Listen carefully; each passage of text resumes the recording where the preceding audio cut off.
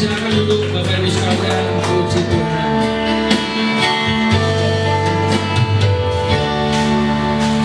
Terus, dengar semua? Dengar ya, Bapak Ibu ya. Oke, Bapak Ibu sekalian, ada beberapa pengumuman sebelum kita masuk ke firman Tuhan. Saya perlu umumkan. Yang pertama adalah besok Selasa kita akan dilayani oleh Reverend Prince Raj dari Singapura, hamba Tuhan kenabian, saudara, dan dia diurapi Tuhan. Ada orang mengatakan yang penting kan Tuhannya, Pak, jangan cari manusia. Saudara pernah dengar itu? Tapi saya mau beritahu, ada benernya, ada salahnya. Salahnya apa? Kalau saudara cuma hanya berpikir begitu, tidak mungkin Tuhan pakai manusia. Kadang Tuhan pakai manusia sebagai saluran pengurapan sampai ke hidup saudara. Karena itu kalau di tempat lain mungkin yang khotbah pendetanya itu aja. Tapi kalau di tempat ini saya tidak mau. Saya mau kokinya itu yang luar biasa. Yang percaya katakan amin. Kenapa? Bukan untuk apa, Pak? Untuk saya sendiri. Saya butuh bersentuhan dengan orang-orang seperti itu. Kenapa? Karena saya percaya pengurapan itu mengalir dari people to people, dari orang ke orang, dari nabi ke nabi. Alkitab berkata jelas, barang siapa percaya kepada nabinya, kamu akan berhasil. Kenapa kamu tidak berhasil? Tidak pernah undang nabi.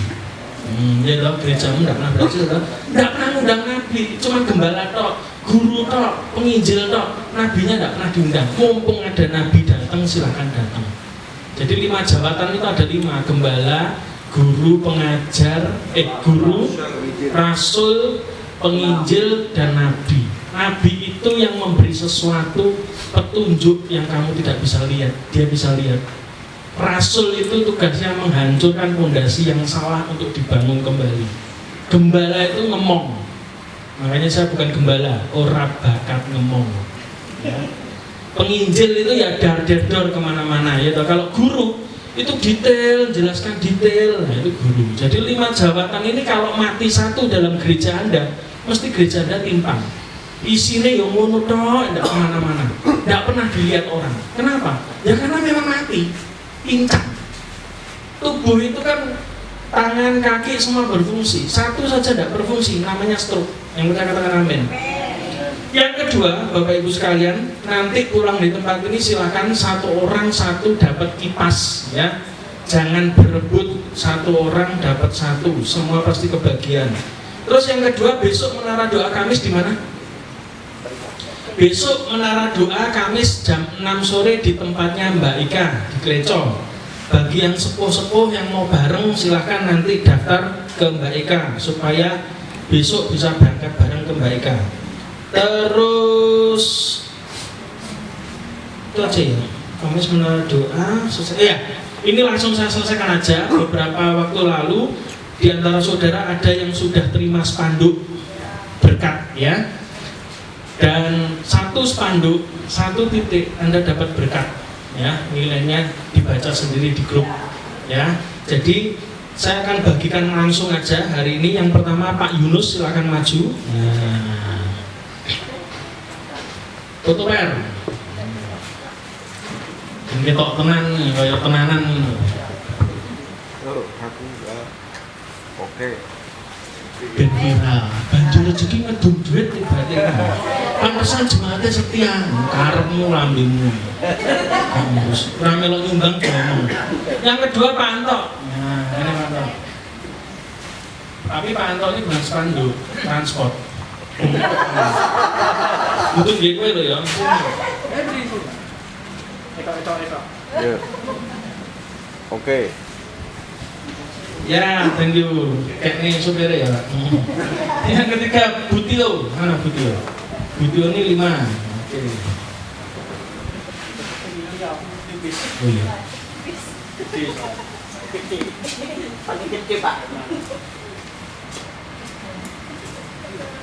Oke. Pak Tio, mana Pak Tio? Beda. Supir. Dan kita akeh nek gedung duit. Oke. Pak Edi, 3 spanduk. Nah, sini Pak Edi.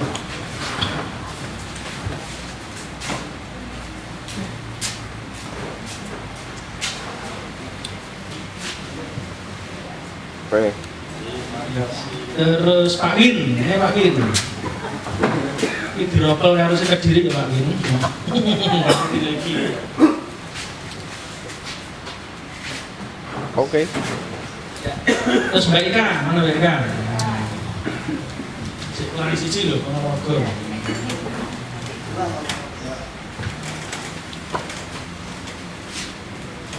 Oke. Oke.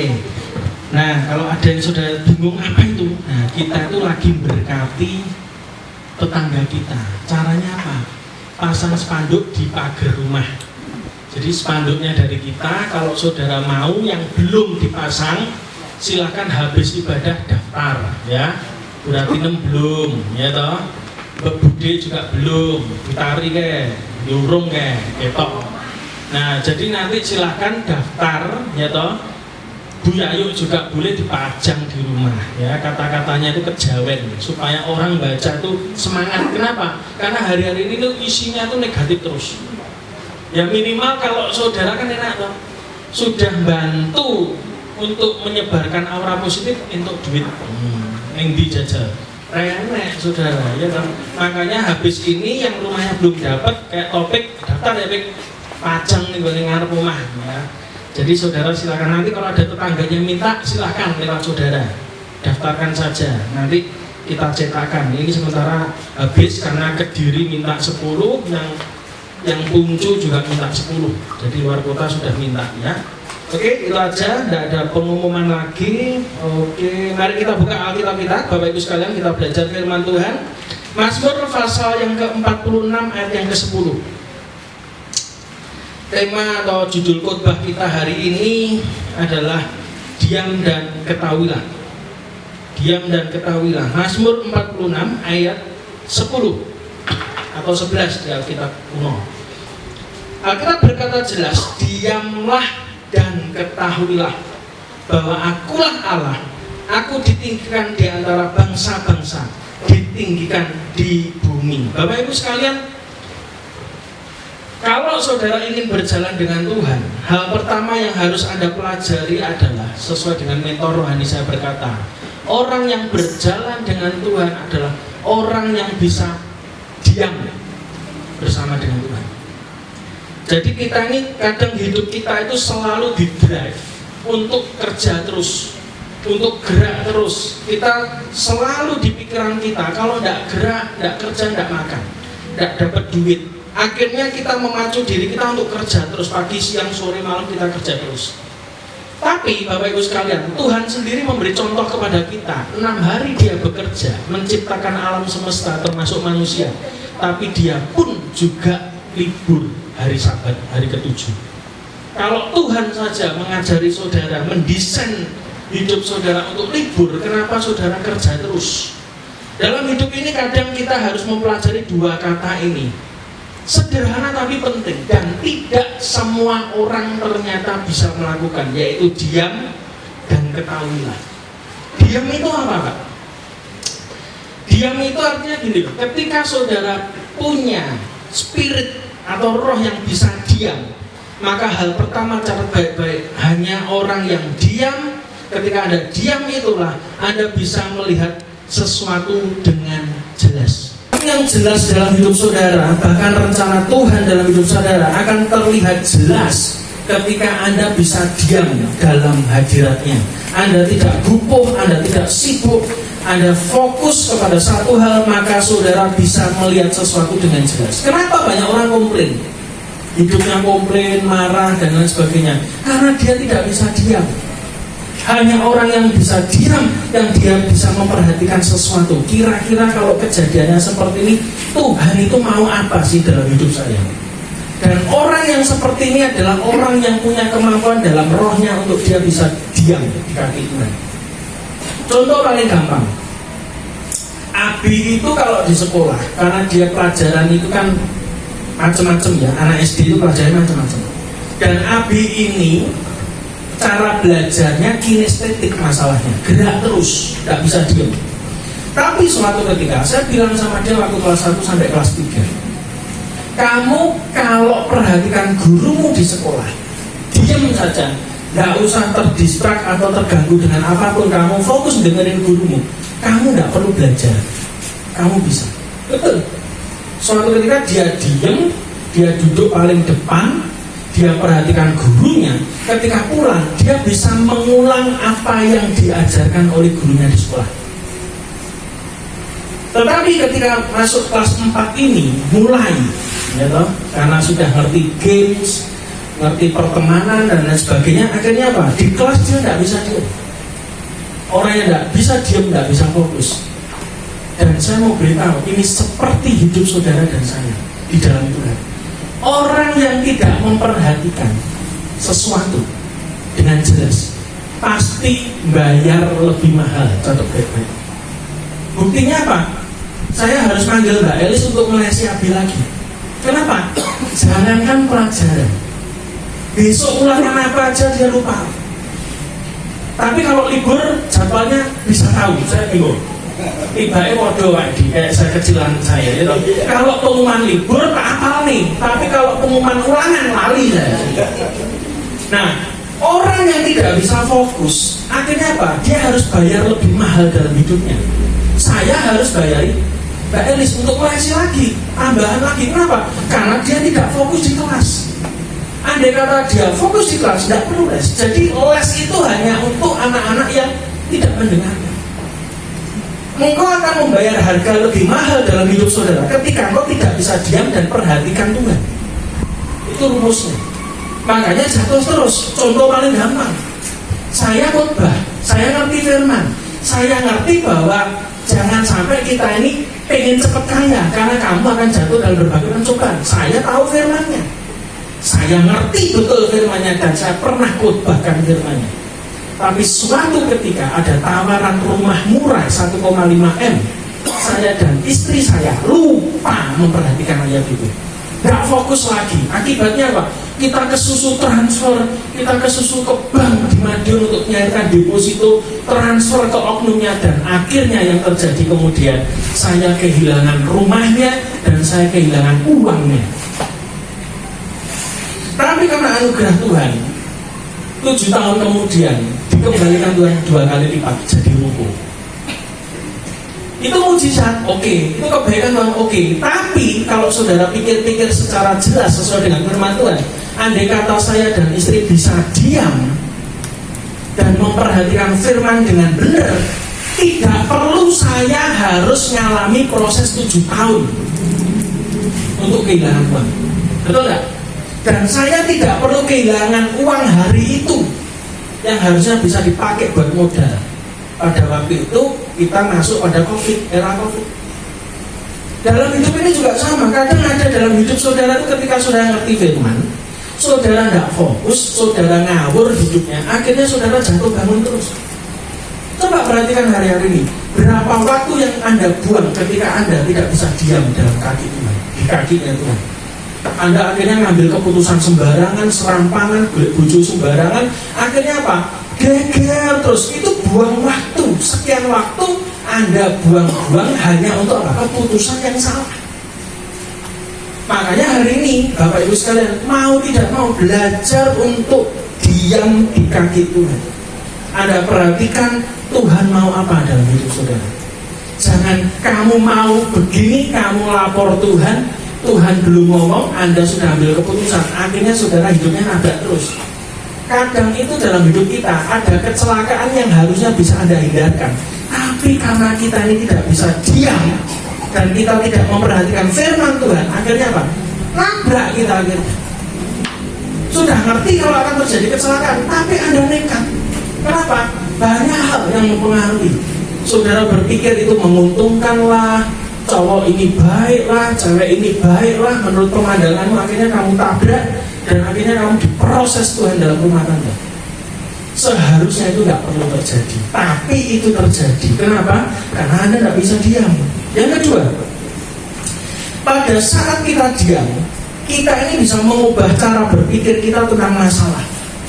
Contoh di Alkitab yang paling gampang adalah kalau saudara baca kitab Mazmur, itu ada satu kalimat penutup dari sebuah ayat, kata-katanya begini, Selah.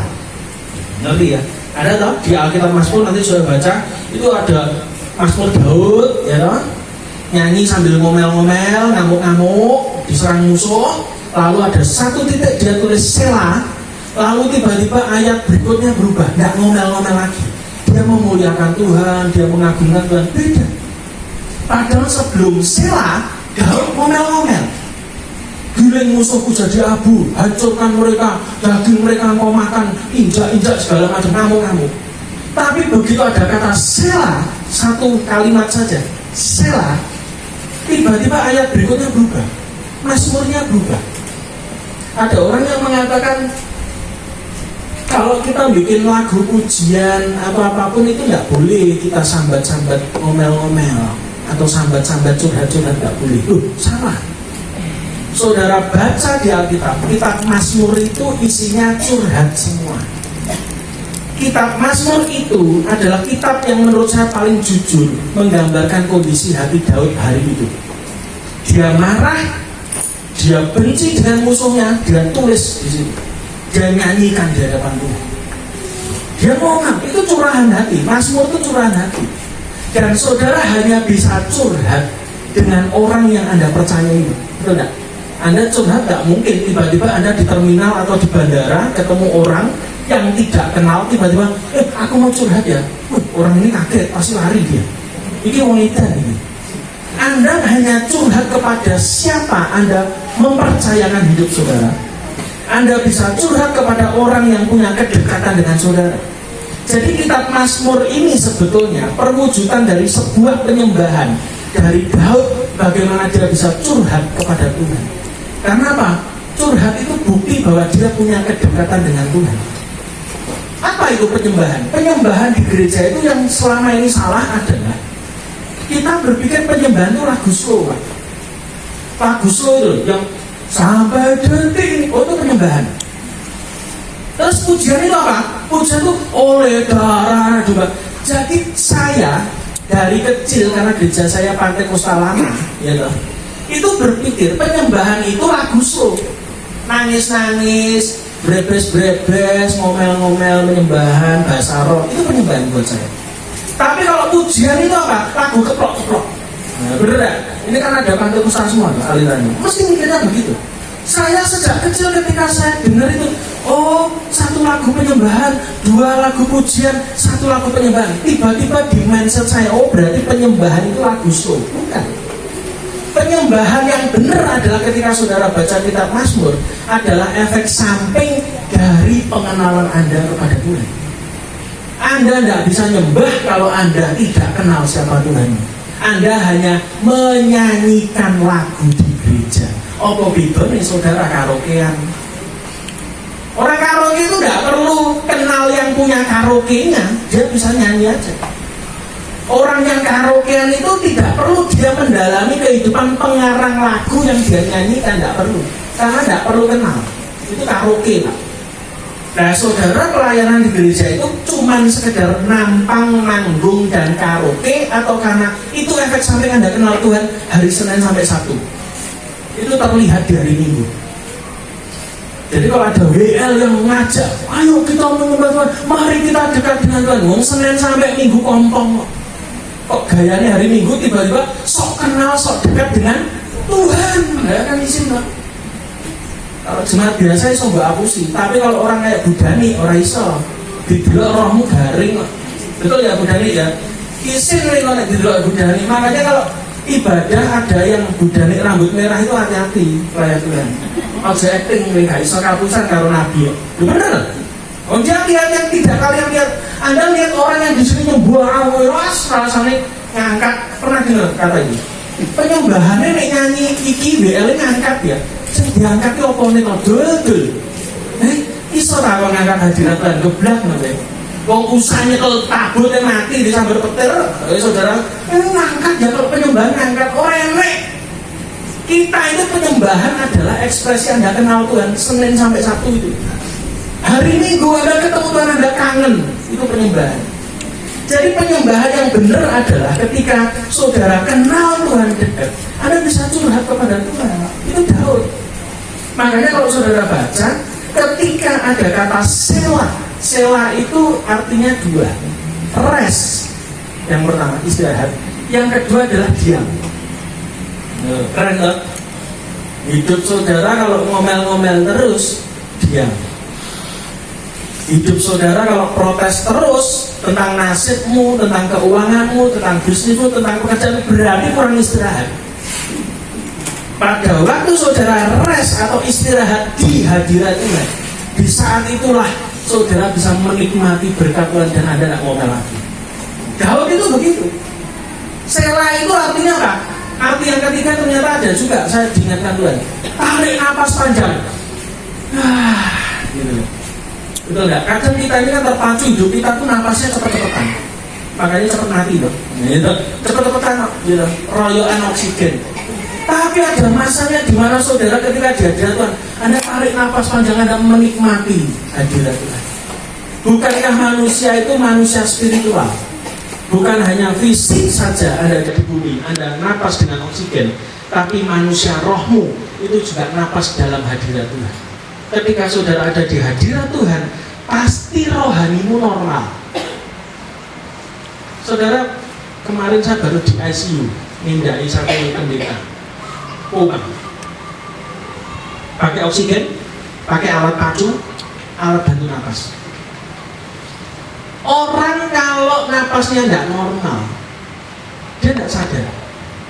Yang kedua, dia tidak bisa beraktivitas normal layaknya orang.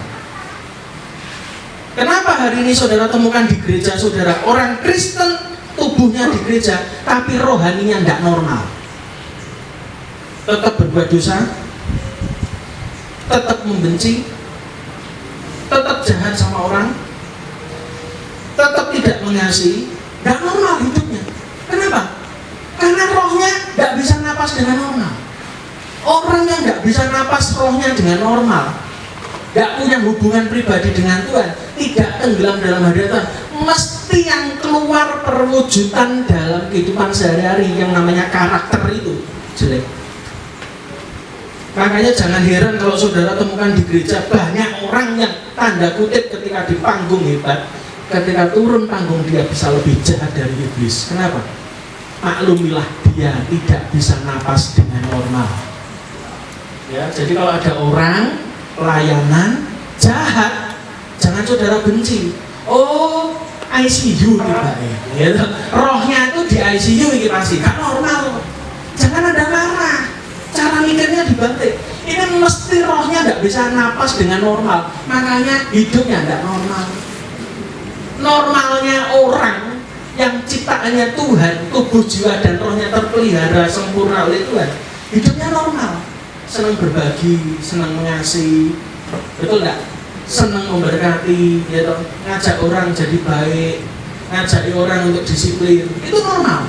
Tapi ada orang yang hidupnya itu sembarangan dalam hidup, itu mesti rohnya tidak normal. Dan dia tidak bisa tarik napas bebas di hadirat Tuhan. Karena itu dia mengalami timpang, lumpuh, menderita, gitu, buta rohani, bisu rohani, telinganya juga budek rohani, bahasa Jerman ya. Loh, kenapa? Tidak bisa dengar firman. Bagaimana dengar firman kalau rohnya sakit-sakitan? Kenapa? Karena tidak pernah ada dalam hadirat Tuhan. Karena itu Bapak Ibu sekalian, Daud ini memberi contoh dalam kitab Mazmurnya. Belajarlah untuk mengenal Tuhan. Penyembahan adalah efek dari Anda kenal Tuhan. Kalau Anda tidak kenal Tuhan, Anda bukan penyembahan di gereja, Anda cuma nyanyi lagu gereja. Orang yang nyembah bisa nyanyi, tapi orang yang nyanyi belum tentu bisa nyembah. Amin. Jadi pelajari baik-baik, pastikan bahwa hidup saudara, hari-hari saudara ada hubungan pribadi dengan Tuhan. Yang ketiga, pada saat Anda dan saya diam, itu adalah hal yang terbaik yang Tuhan sediakan dalam hidup kita. Diam kok baik, Pak? Baca kitab Perjanjian Baru, kisah Maria dan Marta. Ketika Yesus datang bersama murid-muridnya di Betania, di rumah Maria dan Marta dan Lazarus, apa yang terjadi di situ? Ada peristiwa sederhana. Ini peristiwa yang mungkin tanda kutip di Indonesia pun juga mengalami. Ketika ada tamu datang, pasti yang punya rumah gupuh suguh, betul nggak? datang tamu, apalagi Yesus 12 orang rombongan, banyak orang, gak mau panganan, ayo cepet, lumane warung, nyepak makanan, masak dan lain sebagainya. Itu yang terjadi pada Marta. Tapi berbeda dengan Maria. Orang yang punya kedalaman dengan Tuhan secara pribadi, dia ngerti maunya Tuhan, bukan ngerti maunya kemanusiaan dari Tuhan. Beda ya? Orang yang dia ngerti maunya Tuhan, dia tahu maunya Tuhan, tidak akan butuh. Yang terjadi kemudian adalah Yesus duduk dan Maria duduk dekat kaki Tuhan. Dia mendengarkan Tuhan bicara. Ketika saudara diam, maka saudara mengambil bagian yang terbaik yang tidak pernah diambil oleh orang lain. Hari-hari ini berapa banyak kita tidak bisa diam, ngomel terus, komplain terus, sambat terus. Itu ciri Marta. Marta rohani itu begitu, nggak bisa diam. Dia tidak bisa tenang dalam hadirat Tuhan, dan dia tidak bisa ngambil bagian yang terbaik dalam hidupnya. Kenapa? Karena dia ngomel terus. Marta ini ngomel. Makanya kalau ada di gereja orang yang suka ngomel, jangan-jangan rohnya Marta. Dicek. Nah, orang rohnya Maria, orang kok kan ngomong, wis pokoknya ditandangi, orang ditandangi menang. Kedewasaan rohani muncul dari dalam. Apa yang di dalam? Itu yang keluar. Marta, kalau saudara baca, ketika lihat Maria duduk di kaki Tuhan, ngomel dia, guru, suruhlah kakakku ini loh, kok lunggah-lungguh terus gak ngewangi aku, betul gak? Itu kan refleksnya kita orang Kristen. Orang Kristen yang terlatih untuk sibuk dan punya roh Marta, itu biasanya ketika lihat orang sedang berhubungan dengan Tuhan secara pribadi, bisa pegel, bisa ngamuk, bisa benci, bisa tidak suka. Kenapa? Dia merasa dia yang gupuh, dia yang capek, dia yang berusaha, kok ini santai-santai saja. Tapi Yesus berkata apa?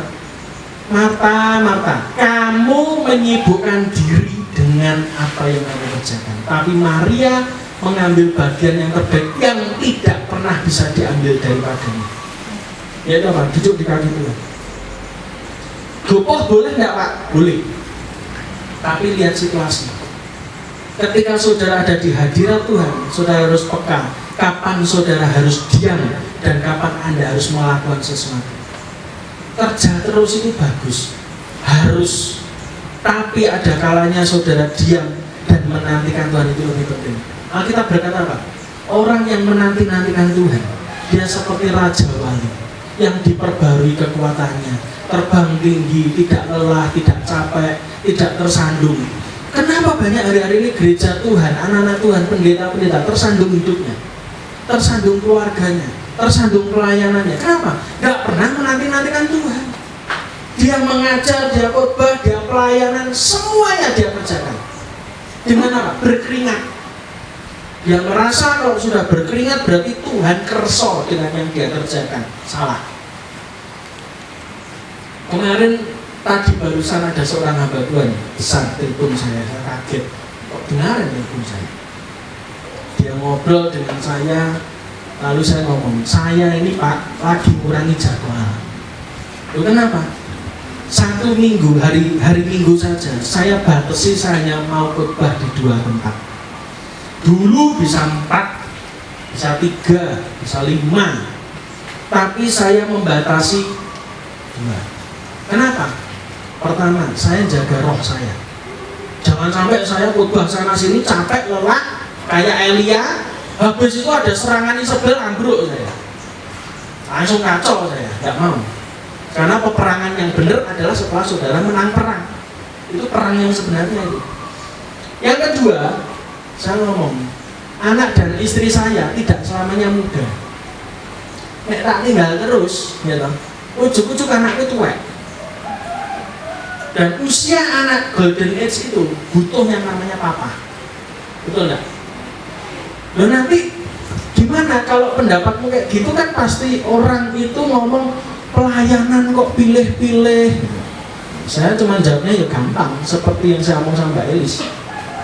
Kalau keluarga saya berantakan karena pelayanan, Pertanyaan saya, gereja-gereja yang ngundang saya, apakah nanti tetap ngundang saya? Ora. Keluarganya berantakan, hancur, pegat, ning pengadilan, anaknya narkoba, ojo diundang maneh, bener nggak? Wong Kristen jahat kok. Harusnya kalau saudara ngerti ada hamba Tuhan jatuh, ya rangkulen, omong-omong, senenono nggak apa-apa. Tapi orang Kristen enggak, malah jadi bahan khotbah nggak diundang di gua. Betul ya Pak Win? Karena itu butuh pria sejati, sing rusak-rusak masuk pria sejati. Gitu loh. Lu betul nggak? Siapa yang bertanggung jawab kalau rumah tangga saya berantakan? Nggak ada. Saya ngundang saya ya, pengen yo melok maido ya, Mbak Iris ya. Ngomong gereja kan kayak begitu kan, pendeta kan kayak begitu kan. Ketika saudara berantakan rumah tanggamu, pegang omongan saya. Saudara pelayanan yang tadinya rapet tiap minggu, tiap bulan, bahkan setahun sudah penuh, tiba-tiba bisa di-cancel. Begitu dengar saudara jatuh, begitu dengar keluarga saudara berantakan. Jadi saya putuskan, saya membatasi pelayanan bukan karena pilih-pilih, tidak. Karena saya tahu ada tanggung jawab pertama yang Tuhan kasih dalam hidup saya, keluarga. Oh ya no. Institusi pertama yang diciptakan Tuhan bukan ministry atau pelayanan di gereja, tapi apa? Keluarga. Nek keluargamu berantakan dan danonosik baru pelayanan. Adam dan Hawa diciptakan sebagai keluarga, bukan ministry loh. Tidak ada. Pelayanan itu baru ada ketika Adam dan Hawa jatuh dalam dosa. Lewat apa Pak? Pengorbanan anak domba yang disembelih Tuhan, selalu kulitnya dipakai jubah menutupi kemaluan dua orang Adam dan Hawa. Sejak itulah kita mengenal istilah ibadah. Sejak itulah kita mengenal istilah pelayanan. Pelayanan dan ibadah lahir dari mana? Dosa. Ya bingung loh. Andai kata manusia hari itu tidak jatuh dalam dosa, tidak ada namanya pelayanan. Tidak ada ceritanya persekutuan begini, ngapain? Wong kita langsung connect dengan Tuhan. Itu lahir karena dosa. Karena itu kadang sibuk pelayanan bisa menghancurkan hidup saudara. Makanya ojo senang pelayanan, senanglah berhubungan dengan Tuhan. Bangun keluarga yang benar. Kalau keluargamu benar, wis toh pelayanan itu masih datang, kapanpun masih datang. Pelayanan tidak usah kamu cari, dia pasti akan banyak datang. Ketika lihat kehidupan saudara mencerminkan Kristus, yang percaya katakan amin. Dan kita itu belajar untuk diam di hadirat Tuhan itu tidak capek. Kemarin pada waktu kita pelayanan dari Surabaya, pagi di Surabaya, lalu sore bablas di Gresik, Kedamian itu, ternyata Kedamian itu lewat keluar tol malah dekat sama Mojokerto. Aduh, balik mana? Dan saya ngajak tante-tante dari Mojokerto juga, kayak mulai mana gitu. Akhirnya khotbah sore-sore, habis itu dia ngajak ke satu pesta di Surabaya. Pesta dong. Nah, saya pikir waduh mateng Bang.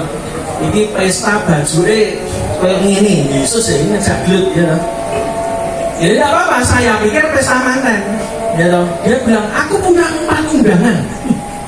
Oh iya tanda, yuk pasti aku, Ferry, Pak Andre, si Nukiri sama dia 4. Nah terus undangan apa nih? Isinya kan orang Chinese semua. Dan pasti makannya kan babi lah, itu orang makan babi. Nah, terus gak apa-apa sekali-kali ya, halal sedikit ya. Akhirnya betul kita datang, terus tante yang ngajak kita ngomong gini, wes tekan, masuk aja. Loh, kok nek diusir gitu? Nek diusir siji, mulai kabeh. Oh iya betul ya, dibaca ya, enak loh. Akhirnya betul kita 4 orang datang daftar, penerima tamu bingung dulu Ferry, dulu Pak Andre. Loh, ini siapa sih ngundang gitu? Tapi untung ada tante ini. Saya punya minta 4 nomor undian. Langsung dijaluk tekan nomor. Langsung kita tolak, duduk di mana duduk, belek. Tiba ini mau nenek Samuel si atau bojone si Pak Samuel. Pantes sugih bangun gereja kumpulannya bukan BCA prioritas, BCA soliter. Itu atasnya prioritas saya omongin. Dan ketika itu saudara tahu, ketika saya duduk, tiba-tiba Tuhan ngomong sederhana, masuk surga itu kayak gini. Kamu tidak layak, kamu tidak ada undangan, tapi kalau yang ngajak adalah orangnya sendiri, tidak ada yang berani nolak kamu. Betul nggak? Ada orang ngomong lebu surga, angel, gampang, nek percaya Yesus. Kowe kenal Yesus kan? Sing duwe surga to. Kalau saudara gandeng Yesus masuk surga, sapa sing wani malaikat menggakne masuk? Ngerti enggak? Makanya kita butuh juru selamat menurut Fer. Ceritanya Fer ya to. Tak ceritani Fer. Terima Yesus hari ini Fer. Amin. Ini kolame enek banyune ndang baptis. Oh iya toh. Soalnya apa? Orang dalam Fer. Nek orang dalam gak iso yang mlebu surga. Iki sing duwe soalnya. Iya toh. Kita duduk makan, saudara ngerti yang dilakukan tante-tante sugih yang jambuli mumbul-mumbul itu gawe klambi biasa tetap kita sugih nek wong sugih tenan. Baru kali itu saya masuk, tiba-tiba Tuhan kasih tahu akses berkat yang paling besar yang Tuhan kasih dalam hidup saudara, ada akses. Ini yang saya lihat ketika saya bikin Kospa 2. Tuhan berkata, nanti mata orang akan lihat kamu. Dan ini nanti saya jamin bulan depan akan terjadi. Kita masuk kota besar, mata orang akan lihat siapa banjir rezeki. Saya tahu kebiasaannya tante-tante itu acara itu karena kayak arisan terus tapi makan kayak mantan meja gitu. Kebiasaannya apa? Nari-nari, ngedance caca, ya, ngedance apa? Jogja istimewa, jogetan, salsa, nari-nari. Jadi ketika saya melihat itu, wah cocok banjir rezeki berarti, ya toh? Sudah mirip joget-jogetnya, tapi dompetnya belum mirip. Gak apa-apa, penting gayanya sih yang bodoh. Loh, habis joget-joget turun semua, makan satu menu keluar, terus nyanyi lagi, maju lagi, nyanyi mana? Jadi itu langsing, soalnya bar mangan joget. Kebiasaan orang kaya ternyata dari sah. Jadi kalau saudara nari di hadirat Tuhan sudah kebiasaannya sama. Kebiasaan orang kaya karek duiting. Enggak apa-apa, uangnya kan menyusul, penting kebiasaannya sih. Betul enggak? Dan daripada seorang diberkati akhirnya terus kebiasaannya carry ya kan bingung ya kan. Jadi enggak apa-apa, biasakan dulu jadi orang kaya dalam Tuhan sebelum kaya di dunia ya. Tapi saya percaya nanti ini seperti yang saya lihat berarti pas ini aksesnya masuk bulan depan bisa datang lagi ya toh Pak Lahang, kita harus belajar loh. Abatan juga begitu, masuk ke tanda kutip komunitas begitu Pak Lahang. Makanya saya tidak heran loh, Pak Samuel Santo kok bisa bangun gereja 10 lantai. Iya lah wong koncone ngono kabeh. Nanti koncone saudara biasa-biasa ya bergumul loh. Doa puasa rabarbar bangun-bangun tuh Pak, bener gak? Ya kayak lagi tuh, ya memang harus begitu. Ya, Anda itu jadi garam dimanapun Anda berada, betul gak? Dan yang mengejutkan adalah saya ketemu saudara saya yang jadi distributor tunggalnya Popan Tulungagung. Yang saya ceritakan papai nyaut ratu, pernah dong tak ceritakan di sini, papai spiritualis. Jadi dia orang saktinya Tulungagung. Anaknya yang kakak ponakan saya ada di situ. Saya lihat, tiba itu teko pisan, tak deket pisan, kaget dia. Kok bisa gini? Nah itu kata yang paling saya suka. Nanti akan ada waktunya setiap orang yang tanda kutip istilahnya yang tidak terjangkau, nanti kamu akan ada di situ. Dan membuat orang kaget, kok kamu bisa sampai sini? Bisa wong banjir rezeki. Bener gak? Oh iya, duitnya carry, tabungannya carry. Yang penting gayanya sih Pak. Iya, wongnya kendel gayanya sih. Gedak sih menang mesti menang. Ya, kalau saudara menang PD-nya berarti sudah menang 50%. Perkara duit 50% berikutnya kapan ya. Yang keempat, saat diam kita bisa memutuskan sesuatu dengan benar. Banyak orang yang tidak bisa memutuskan sesuatu dengan benar karena apa? Gupuh diam. Alkitab berkata apa? Biarlah kamu bisa diam supaya kamu berdoa, bisa berdoa kata firman Tuhan. Kalau kamu diam, hatimu punya ketenangan, kamu bisa berdoa. Kenapa kita tidak bisa berdoa? Karena saudara tidak bisa diam. Orang yang terlalu sibuk dengan segala macam, fokusnya salah, dia gupuh, dia bingung, dan akhirnya dia tidak bisa lihat sesuatu dengan jelas. Dan orang-orang yang tidak bisa diam, pasti dia tidak bisa berdoa dan dia tidak bisa memutuskan sesuatu dengan benar. Salah seorang mentor rohani saya mengatakan, kalau kamu sedang dalam keadaan gelisah, bingung, marah, jangan pernah ambil keputusan karena mesti salah. Orang yang bisa ngambil keputusan dengan benar adalah ketika dia punya ketenangan dalam hatinya, dia bisa memutuskan. Keputusan yang kamu ambil dalam kondisi kamu tidak tenang dan tidak diam, pasti salah semua. Pasti salah semua. Karena itu kita mendengar banyak sekali orang-orang di Alkitab yang mereka kehilangan apa yang mereka punya. Gara-gara apa? Dia tidak punya ketenangan dalam memutuskan. Contoh paling gampang, Saul. Saul adalah raja yang dipilih pertama kali untuk Israel. Dan Saul adalah raja yang diurapi oleh nabi besar namanya Samuel. Suatu ketika mau perang, lalu Saul ini disuruh oleh Samuel untuk menunggu dia datang. Yang nanti membakar korban persembahan adalah Samuel. Tapi Alkitab berkata ketika Saul menunggu bersama rakyat Israel pada waktu itu menunggu, tiba-tiba gelisah. Kenapa? Karena kondisi di luar Saul memaksa Saul untuk akhirnya membakar korban. Karena nunggu Samuel tidak pernah datang. Kok lama banget ya? Apa yang memicu Saul akhirnya salah langkah? Dia tidak bisa diam. Kenapa dia tidak bisa diam? Alkitab mencatat apa? Karena dia melihat rakyat berserak-serak meninggalkan dia. Pemimpin yang takut kehilangan jemaat mesti salah langkah, mesti kacau, mesti nggak bisa dengar arahan Tuhan dalam hidupnya. Karena itu kalau saudara jadi gembala, saudara jadi pendeta, saudara jadi pemimpin rohani, ketika orang meninggalkan kamu karena mereka memang tidak sabar, pertanyaannya satu, kamu ikut mereka atau kamu tetap ikut Tuhan? Saul gambaran pemimpin yang takut kehilangan orang, takut kehilangan jemaat. Akhirnya apa? Dia akhirnya mengambil keputusan membakar korban.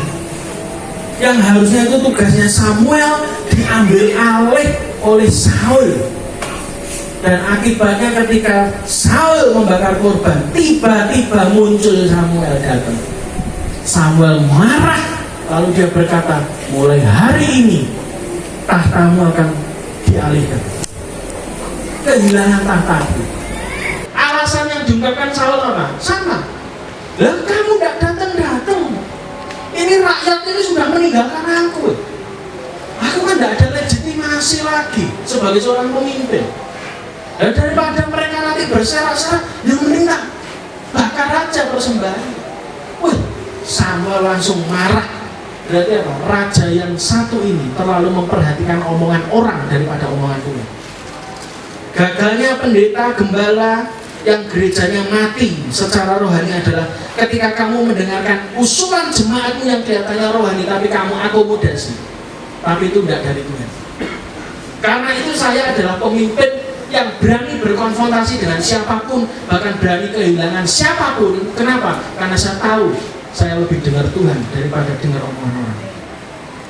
Dan terbukti ketika saya mendengar omongan Tuhan dan saya mengabaikan omongan orang, maka yang terjadi, Tuhan membawa saya ke tempat-tempat yang saya tidak pernah mimpikan sebelumnya. Itu terjadi. Andai kata saya memutuskan untuk kompromi dengan orang-orang, usulan orang-orang yang kelihatannya baik, kelihatannya benar secara kedagingan, tapi saya ngambil keputusan yang salah, detik itu banjir rezeki buyar. Walaupun nanti tetap harus buyar, tidak boleh terus ada, ya toh? Berarti tidak sehat-sehat ini. Loro kabeh, mosok loro gak mari-mari, bener tidak? Harus buyar. Harus kita nyebar masing-masing, jangan kumpul terus. Itu yang benar.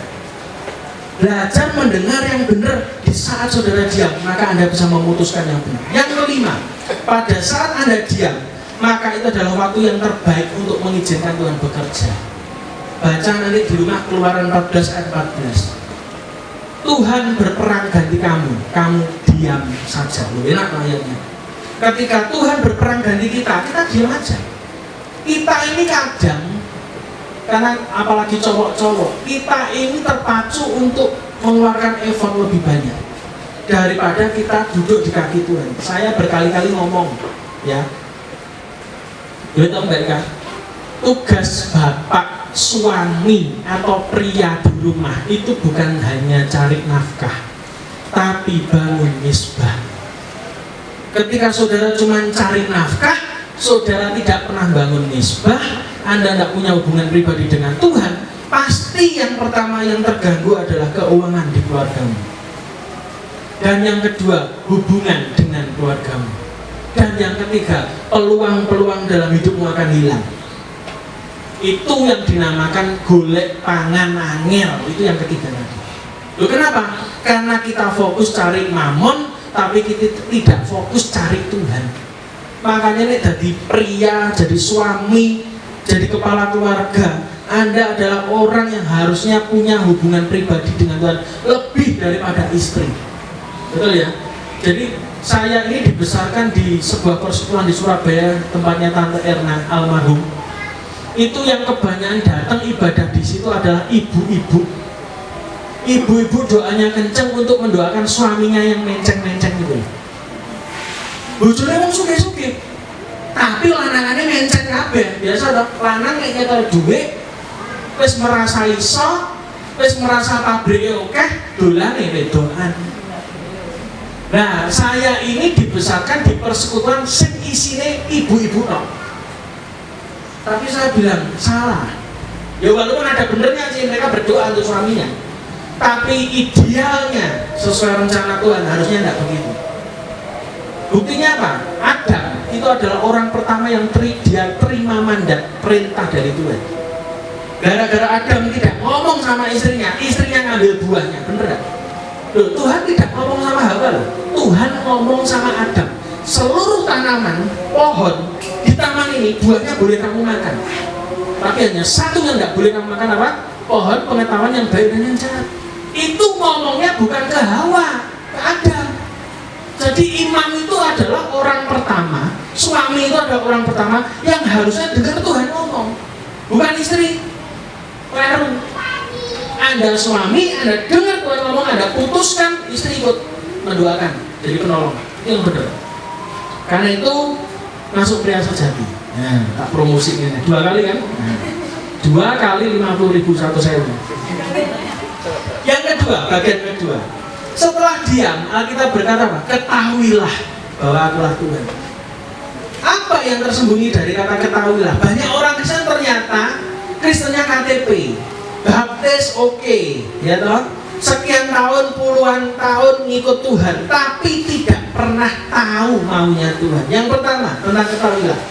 Tuhan mau saudara dan saya punya pengenalan dengan Dia.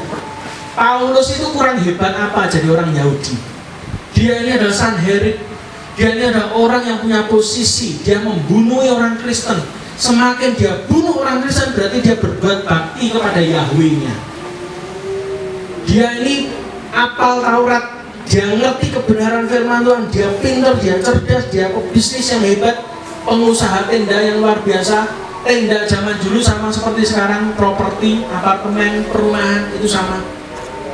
Tapi mendekati akhir hidupnya, dia berkata apa? Yang ku kehendaki ialah mengenal Dia dalam kuasa dan kebangkitannya. Paulus yang sedemikian rupa saja, pintar dan hebatnya, nulis surat hampir 3/4 dari perjanjian baru. Di akhir hidupnya aja dia masih ngomong, yang ku kehendaki ya mengenal Dia, bukan pelayanan. Tadi pendeta yang telepon saya juga akhirnya mengerti, ya benar omongannya, tidak usah dengerin omongan orang. Iya, dari dulu kita prinsipnya banjir rezeki 2 om, budek nyicek. Ora usah delok omongan kelakuan wong, ora usah ngrungokne omongan wong, sudah. Lalu dia berkata, iya, yang penting itu kenal Tuhan, benar omongannya. Buat apa banyak pelayanan, tapi kamu nggak kenal siapa yang kamu layani, toh? Banyak kan orang Kristen begitu. Kenapa? Karena gereja sekarang salah mendidik jemaat. Salahnya di mana? Kalau orangnya jemaat itu pelayanan terus tiap minggu, si pendeta ini merasa bahwa jemaatnya ini berarti bertumbuh, jemaatnya ini berarti dewasa rohani. Buktinya apa Pak? Dia melayani tiap minggu, dia singer tiap minggu, dia WL tiap minggu, dia main musik tiap minggu. Itu karena tidak ada orang. Aja pede, ya Yun ya. Mergo nenek wong kowe digawe terus ning kono. Bukan karena engkau rohaninya hebat, enggak. No. Saya menemukan banyak sekali kayak begitu. Orang yang merasa dirinya acuan kerohaniannya salah. Kenapa? Karena gereja ngajar yang salah. Semakin saudara di panggung, harusnya saudara lebih dekat dengan tiang gantungan rohani. Loh kenapa? Sewaktu-waktu Anda bisa sombong. Begitu Anda sombong, pasti Anda digantung Tuhan, sudah. Akibatnya apa? Matius 7. Pada waktu itu akan ada orang berseru apa? Tuhan, aku bernubuat demi namamu, ngusir setan demi namamu, wis khotbah kemana-mana demi namamu. Tapi Tuhan ngomong, aku tidak kenal kamu. Nah, jadi, saudara, pelayanan belum tentu Anda kenal Tuhan. Pelayanan bukan acuan atau indikasi bahwa Anda kenal Tuhan. Kenal Tuhan itu setiap hari. Anda ngerti melakukan mana yang baik dan yang enggak, itu adalah pengenalan akan Tuhan. Ketika keputusan yang engkau ambil salah, sekalipun kamu pelayanan sehari 24 jam sekalipun tanpa leren, bahkan 7 kali dalam seminggu Anda pelayanan terus, tapi kalau hidup saudara tidak mencerminkan Yesus, berarti Anda tidak kenal siapa Yesus. Jangan-jangan engkau hilang di rumah Tuhan.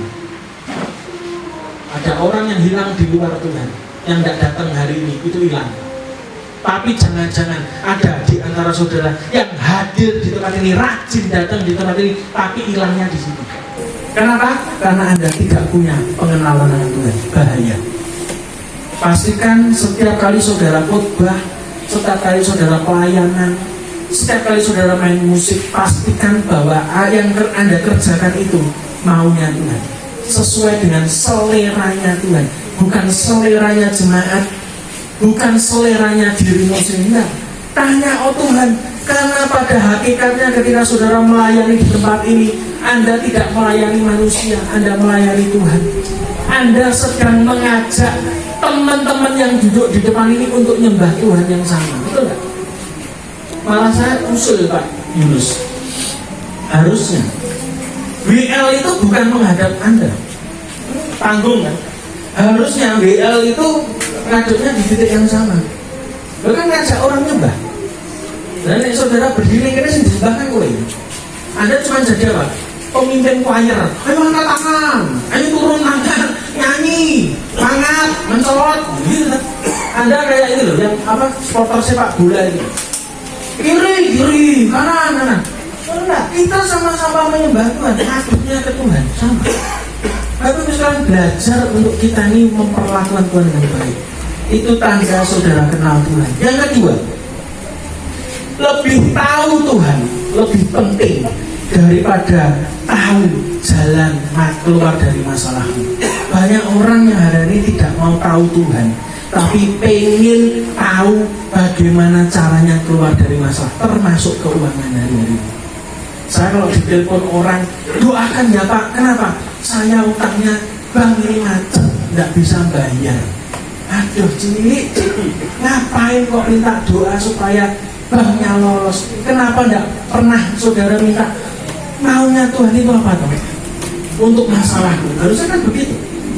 Kadang kita ini terlalu fokus pada masalah. Banyak di antara kita orang Kristen lebih menginginkan tangannya Tuhan daripada hatinya Tuhan. Kita lebih pengen tahu tangannya Tuhan daripada pengen tahu hatinya Tuhan atas hidup kita. Kenapa? Karena di tangan Tuhan Alkitab berkata, tangan kanannya adalah kekayaan, kehormatan, kejayaan. Tangan kirinya adalah panjang umur, berkat. Tangan Tuhan itu selalu enak. Kenapa? Pasti ada pertolongan, pasti ada mujizat. Tapi itu tidak akan membuat saudara dewasa kalau saudara tidak cari tahu maunya Tuhan. Belajar hari-hari ini mengetahui maunya Tuhan dalam hidupmu, bukan mau taunya bagaimana cara Tuhan menyelesaikan masalahmu. Gak penting. Banyak orang hari ini yang sudah ditolong dapat mujizat, saya tekan Inggris enggak? Enggak. Kenapa? Gak kenal Tuhan. Harusnya Anda jadi satu orang kusta yang disembuhkan Tuhan, bukan 9 orang kusta yang lain. Habis disembuhkan, mujizat hilang. Yang balik cuma siapa? Satu orang. Kadang dalam hidup kita juga begitu kan. Makanya saya ini tidak terlalu senang dengan mujizat, kesembuhan segala macam. Itu tidak jamin Anda setia pada Tuhan, tidak. Kenapa? Orang yang terlalu mengglorifikasi mujizat pada akhirnya yang terjadi adalah ketika ada persoalan dalam hidupnya, dia adalah orang yang paling gampang ceklean, paling gampang kecewa, paling gampang putus asa ketika ada masalah baru yang datang. Karena itu jangan jadi orang yang tidak dewasa dalam hidupnya. Belajar mengerti hatinya Tuhan. Yang ketiga, apa yang perlu kita ketahui, Pak? Belajar untuk mengetahui bahwa kondisi di luar kita itu tidak terlalu penting bagi Tuhan. Karena Tuhan lebih pengen memproses yang di hati kita. Orang yang tahu bahwa cara kerja Tuhan itu terbalik dengan cara dunia.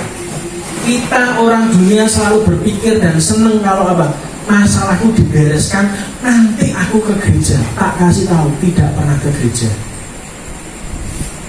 Karena itu saya paling anti mendoakan orang untuk keluar dari masalahnya. Kenapa? Tidak akan kembali ke gereja. Karena cara Tuhan selalu sama.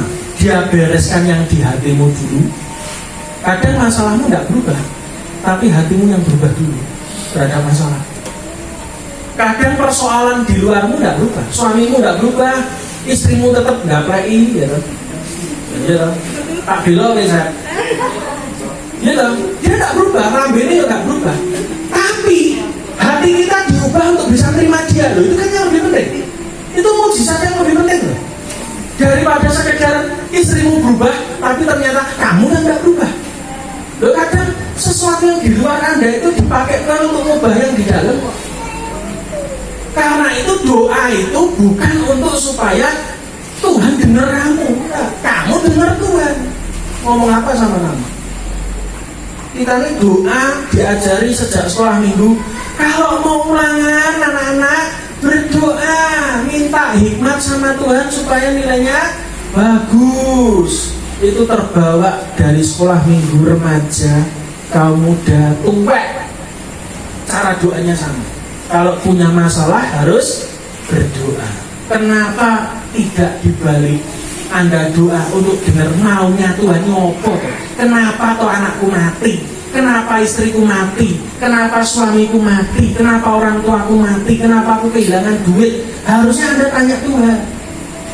Jangan cuma sekedar minta itu dikembalikan dalam hidupmu. Tidak bisa. Kadang yang terjadi di luar itu untuk mengubah yang di dalam. Ingat ya, jangan cuma berdoa untuk mengubah kondisimu, bukan maunya Tuhan. Belajar untuk kamu bisa nerima kondisimu, itu lebih penting. Kalau hatimu berubah, kondisimu berubah. Hatimu resik, apa? Rezekimu repet. Nah, sudah, itu rumusnya. Karena yang dari dalam terpancar keluar, udah dibereskan hatinya dulu, nggak usah masalahin. Loh, tapi tetap utang ya, tetap ditagih. Iya, di mana-mana saya utang mesti ditagih, Pak. Emangnya ada yang tidak ditagih, kecuali Mbak Elis kemarin. Pinjolnya tiba ilegal, mujizat. Ada Pak Mahfud MD, oh udah usah dibayar, langsung nggak ditagih. Tapi kan itu kan conditional. Apa semua begitu? Ya enggak. Utangmu biar ya diparani terus, biar rampung kok. Biar ini tidak ilegal, jadi parani terus. BCA tidak ilegal, parani terus. Kadang itu tidak berubah, tapi hatimu yang berubah. Betul ya, birin ya. Kadang kita ini kan capek ke birin, tapi kadang capek itu latihan ya. Fitness itu juga capek birin. Tapi semakin kau fitness ngangkati beban terus, ngomel terus, aduh kok beban lagi ya, kok masalah terus, tidak apa-apa. Tanpa sadar otot rohanimu sedang berkembang. Satu-satunya cara untuk Tuhan mengembangkan otot rohanimu menjadi lebih dewasa, apa itu? Masalah. Jangan alergi dengan masalah. Belajar cari tahu kenapa ada masalah ini datang dalam hidup. Jangan nyalahkan A, B, C, D, suami, istri, anak, disalahkan semua. Itu tidak penting, tidak menyelesaikan masalah. Belajar cari tahu kenapa Tuhan mengizinkan masalah itu datang, itu lebih penting. Kalau cara pikir saudara dibalik seperti itu, mesti beres. Mungkin masalahmu tidak pergi, tapi minimal mentalmu sudah berubah. Nah, ya toh? Mentalmu berubah menghadapi masalah itu yang penting. Bagi Tuhan itu yang penting. Bukan masalahmu selesai. Nek masalah selesai gampang bagi Tuhan. Meneduhkan badai hanya dengan satu kalimat diam. Selesai. Tapi meneduhkan badai di hatimu itu yang penting bagi Tuhan. Ketika ini tidak bisa selesai, Anda tak silih duit berapapun tetap utang naik. Ada yang terlihat utang semua? Ada? Utang, kebutuhan, banyak loh. Nanti kalau yang punya persekutuan diberkati Tuhan ngasih kamu 2 juta, tak jamin itu 2 juta. Mungkin tek. Tapi berikutnya tek lagi mesti jalur nih. Anda tidak dilatih kok. Anda tidak maunya Tuhan. Anda maunya ditolong. Sedangkan kita di tempat ini dilatih supaya apa? Kalau sudah jatuh, ditolong Tuhan, dilatih Tuhan. Setelah itu begitu ada persoalan, Anda sudah terlatih. Itu yang penting. Bukan masalah saudara. Kalau ditolong itu pasti habis kok. Saya dulu juga begitu. Di Surabaya itu ada persekutuan yang punya pabrik pengusaha. Kalau tidak salah di daerah Sedati. Pabrik plastik. Bikin persekutuan Pak Wi. Jemaat wah ngerti. Wah, persekutuan doa di Sedati, ya tak? Wah, sing duwe pabrik plastik ya. Dateng yuk. Loh, buat apa Bu? Cari Tuhan, lambe ini ngomong. Barang gak mobil wong Kristen. Cari Tuhan betul. Cari Tuhan nyanyi, 1 kali datang, 2 kali datang itu kan kok nek dijemput, ya tak? Wah, mesti teko terus. Begitu minggu kelima, nyedeki sing duwe pabrik. Oh, sayangnya kok kontrakan saya habis kok. Bisa pinjam uang kok 2 juta kok.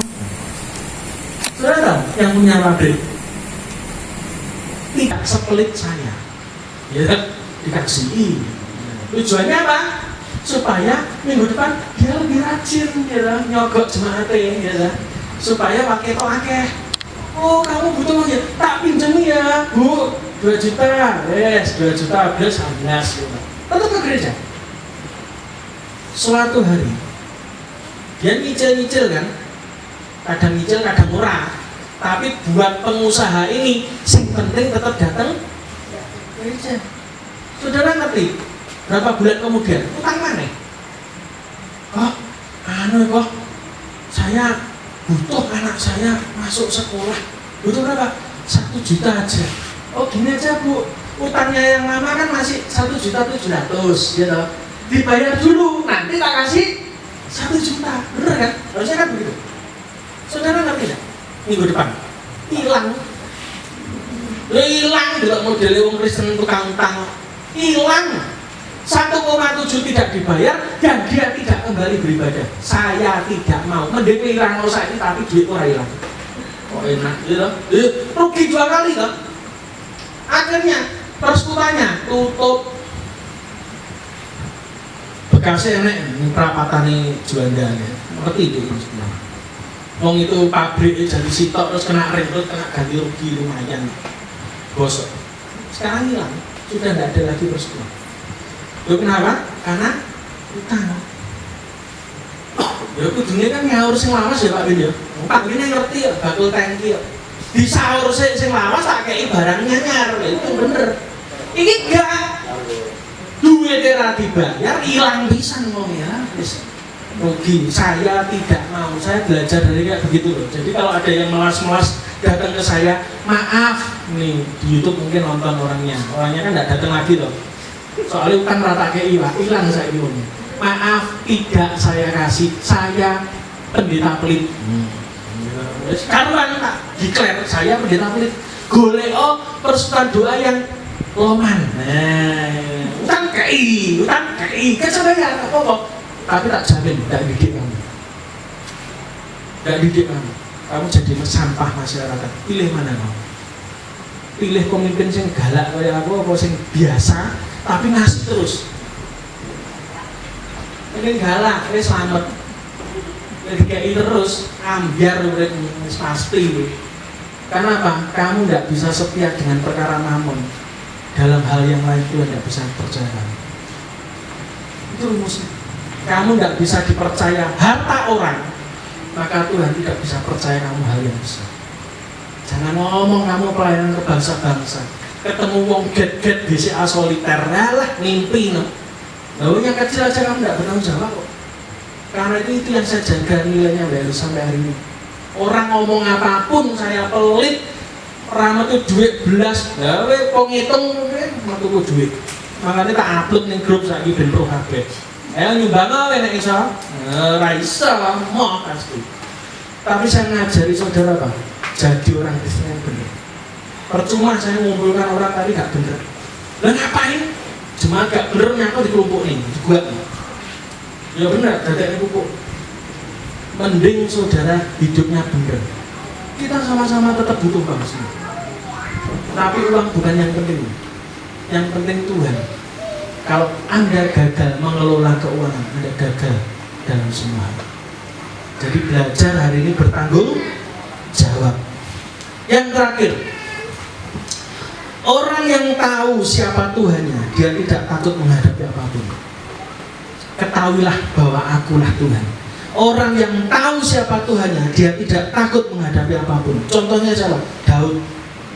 Daud itu paling takut bukan karena dia ditinggal jemaatnya. Tidak seperti Saul. Daud ini jatuh bangun enggak dalam dosa? Jatuh bangun. Tetapi dia cepat bertobat. Orang Kristen itu bukannya terima Yesus, Anda enggak bisa jatuh, enggak bisa. Anda tetap bisa jatuh. Tapi yang membedakan Anda dengan yang lain adalah Anda bisa bertobat. Daud itu jatuh bangun, tapi kenapa Tuhan berkata kepada Daud, ini loh orang yang kukasih, kepadanya aku berkenan. Kata berkenan di Alkitab cuma disematkan 3 orang. Perjanjian lama 2, perjanjian baru 1. Yang pertama adalah Henok. Henok itu gak mati, diangkat Tuhan. Dia berkenan di hadapan Tuhan. Yang kedua siapa? Daud. Yang ketiga di perjanjian baru siapa? Yesus. Pada waktu dibaptis, inilah anakku yang kukasih, kepadanya aku berkenan. Kata berkenan itu tidak disematkan kepada Musa dan Elia, kepada Henok yang tidak berbuat apa-apa tanda kutip di Alkitab. Ceritanya juga tidak banyak, yang dilakukan juga tidak banyak, tapi dia berkenan di hadapan Tuhan. Dari situ saya belajar, untuk kamu jadi berkenan kepada Tuhan, tidak perlu kamu menunjukkan bahwa kamu punya pelayanan besar, kamu pelayanan hebat, bisnis hebat, baru kamu berkenan. Tidak. Henok tidak melakukan apapun yang tercatat di Alkitab, tidak spektakuler, tidak buat mujizat, tapi hatinya berkenan kepada Tuhan. Yang kedua ini yang aneh, Daud. Daud ini jatuh bangun. Kenapa Tuhan ngomong dia berkenan? Karena dia doanya cuma satu. Kamu boleh ambil semua dalam hidupku kecuali satu. Jangan ambil rohmu daripadaku. Dia ngerti rahasianya. Dia tahu siapa Tuhannya. Ketika roh Tuhan itu beralih dari hidupnya, dia tidak ubahnya sama dengan Saul. Saul jatuh dari kedudukannya karena dia roh Tuhan meninggalkan dia. Dalam hidup ini Bapak Ibu sekalian, lebih penting Anda tahu bahwa Anda disertai Tuhan daripada Anda tahu kemampuan dirimu sendiri.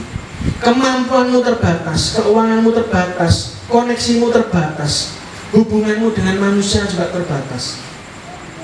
Orang-orang kaya di sekitarmu mungkin yang selama ini mensupport kamu itu juga terbatas. Mereka punya problemnya masing-masing.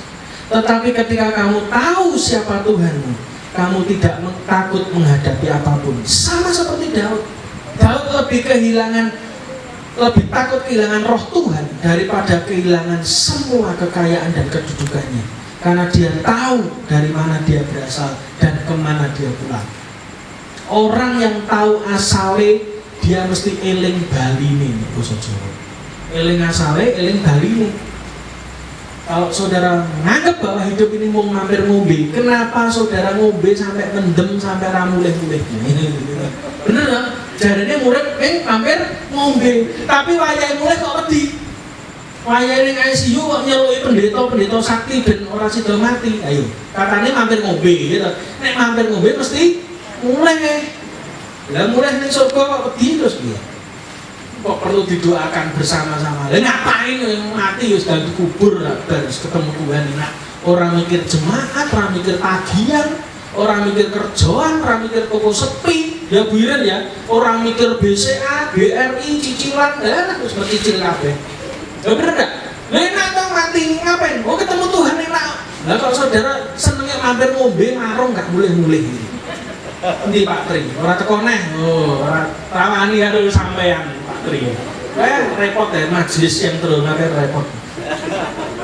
Jireh wis tibae. Nah, Bapak Ibu sekalian, keempat hal ini yang saudara harus tahu. Yang pertama adalah tadi diam. Dan yang kedua ketahuilah. Ayat berikutnya apa? Bahwa akulah Tuhan Allah. Aku ditinggikan di antara bangsa-bangsa. Ditinggikan di mana? Saya mau beritahu, ketika Tuhan ditinggikan, maka otomatis anak-anaknya juga ikut ditinggikan. Bulan ini saya deklarasikan, setiap kita masing-masing akan dibawa Tuhan ke tempat yang tinggi. Engkau akan dipertemukan dengan orang-orang yang luar biasa dalam hidupmu. Tapi engkau tidak untuk memanfaatkan mereka, tapi mereka yang akan mendengarkan apa kata Tuhan melalui hidup saudara. Dan hari ini yang terjadi kepada saya, hari ini saja akan saya berdoa terjadi dalam hidup saudara. Saya yang tadinya tanda kutip diremehkan orang ya toh, ning caruban opo kuwi. Tapi sampai hari ini orang luar kota telepon semua ndak mandek sampai hari ini. Mereka bingung. Padahal saya ditanya, "Loh, ini kerja apa?" Ndak kerja nganggur mek turu-turu ning lincah ini, bingung kan. Ya saya dipikir kok bisnis piye ngono. Lho saya itu turun-turun yang lincah ngenteni abi mbeh. Lho saya ini pengangguran. Lho orang itu bisa punya persepsi yang hebat kalau tidak dituntut Tuhan kan tidak mungkin. Betul enggak? Mungkin kita orang biasa, tapi dalam kita ada roh Tuhan yang luar biasa. Artinya apa? Seperti gaji. Orang biasa, gaya jajan biasa. Tapi kalau ada roh Tuhan jajan enak, giring juga begitu. Orang biasa, tapi kayak keling mulai mesti entek dagangannya. Kan enak kan? Kita tidak usah terlalu jadi seperti orang yang ketok flexing ngapain menurut. Saya sudah berkali-kali ngomong tentang jemaat yang lama-lama di tempat ini, yang ikut lama Mbak Elis. Saya selalu ngomong, yang penting Anda dicari, bukan Anda cari-cari. Itu rumusnya. Jangan pernah saudara cari-cari, Anda dicari. Ketika Anda dicari, berarti apa? Berlian. Berlian itu di sampah pun dicari orang. Berlian itu di tempat kotor pun dia tetap berlian, tidak merubah nilainya, tidak merubah kadarnya. Kenapa? Karena dia solid. Orang yang punya nilai dan punya Tuhan dalam hidupnya, kemanapun Anda akan dicari Tuhan, Anda akan dipakai Tuhan. Betul enggak? Dan kualitas itu saya berdoa ada di dalam diri saudara. Dan sejak hari ini tiap orang akan datang kepada saudara karena ada Kristus dalam hidup saudara. Mari kita tutup firman Tuhan hari ini, kita berdoa.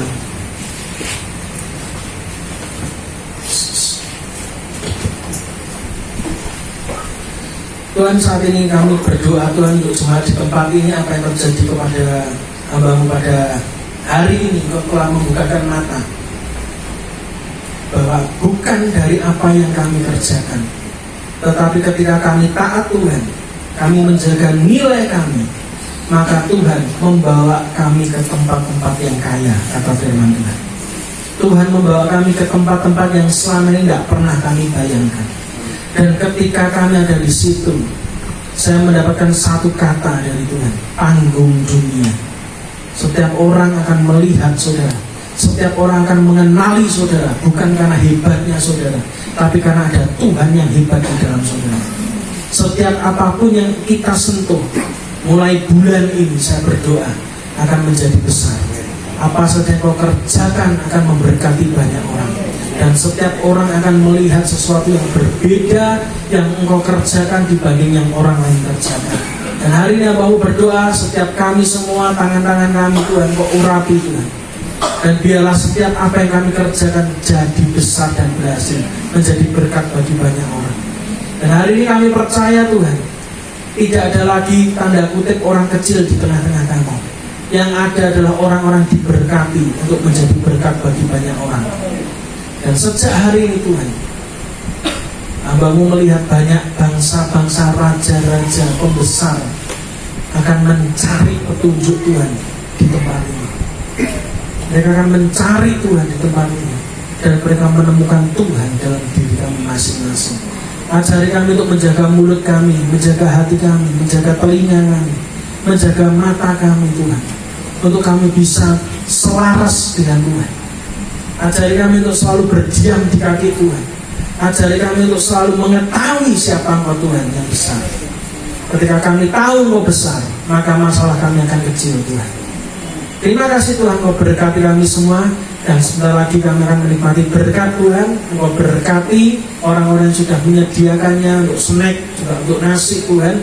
Kami percaya Engkau berkati, Engkau urapi Tuhan. Apa saja yang dikerjakan oleh orang yang menyediakan ini, Engkau buat berhasil Tuhan. Terima kasih Tuhan, terima kasih, kami serahkan semuanya dalam tangan-Mu. Di dalam nama Tuhan Yesus kami sudah berucap syukur, dan sebentar lagi kami juga akan memberikan persembahan.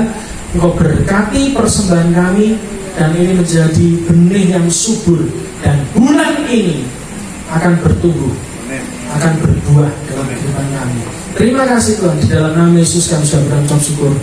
Amin. Oke, dipersilakan untuk nasinya bisa dibagi.